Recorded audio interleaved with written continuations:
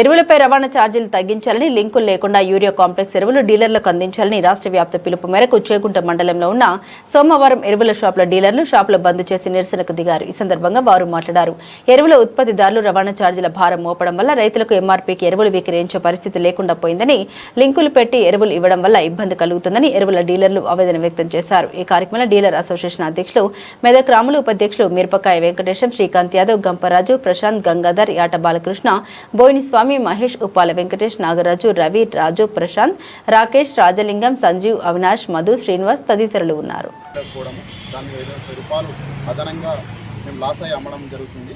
అదేవిధంగా ఇంకేంటంటే దాంతోపాటు కంపెనీల వాళ్ళు వాళ్ళ ఇష్టారాజ్యంగా లింకులు పెడుతూ మాకు మేము అమ్మేదానికంటే కూడా రైతులకు సరిపోయిన దానికంటే కూడా మేము అడిగే ఎంత క్వాంటిటీ కావాలో దానికంటే కూడా డబుల్ క్వాంటిటీ ఇచ్చి మాకు లింక్ కొట్టిస్తున్నారు. దానివల్ల మేము చాలా నష్టపోతున్నాము. యూరియా బస్తా వల్ల కూడా మేము 30 రూపాయలు 20 రూపాయలు అదనంగా నష్టపోతున్నాం రైతుకి ఇవ్వడం వల్ల. దాన్ని కంపెనీ వాళ్ళని కట్టడి చేసి ప్రభుత్వం వెంటనే దాన్ని చర్య తీసుకోవాల్సిందిగా కోరుచున్నాము. రాష్ట్ర వ్యాప్తంగా ఈ నిరసన కొనసాగిస్తున్నాము. దానిలో భాగంగా చేగుంట మండలం మేము పట్టే రాష్ట్ర సభ్యులందరం ఏకకంఠంగా మేము ఆమోదించడం జరిగింది. ఒకసారి మీరు అనుకొని